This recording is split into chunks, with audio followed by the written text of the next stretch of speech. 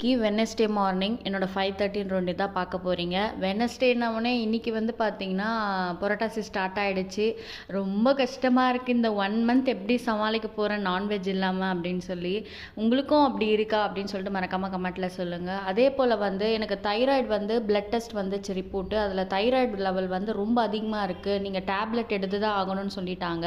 அதே போல் நாங்கள் வந்து கப்பல் கேரியோ டைப், அதாவது எங்களுக்கு ஃபஸ்ட்டு பாப்பா வந்து ஸ்பெஷலாக பிறந்துச்சு. 2வது பாப்பாவும் என்ன பண்ணேன், ஸ்பெஷலாக பிறந்திருக்குன்னு அபார்ஷன் பண்ணியாச்சு. 3rd பாப்பாக்காவது நம்ம வந்து யோசிச்சு செய்யணும் அப்படின்னோடனே நாங்கள் போயிட்டு டாக்டரை கன்சல்ட் பண்ணும்போது கப்பல் கேரியோ டைப் எடுக்க சொன்னாங்க. அதில் வந்து பார்த்திங்கன்னா எங்கள் 2 பேர் சைடு எதுவும் பிரச்சனை இல்லை, நீங்கள் நார்மலாக பெற்றுக்கலாம், எந்த பிரச்சனையும் வராது. இருந்தாலும் வந்து நீங்கள் ப்ரெக்னென்ட் ஆகிட்டா 3 மாதத்தில் குழந்தையோட சாம்பிள் எடுத்துகிட்டு நாங்கள் செக் பண்ணிவிட்டு குழந்தை வந்து நல்லா இருந்தால் நீங்கள் பெற்றுக்கலாம் தாராளமாக அப்படின்னாங்க.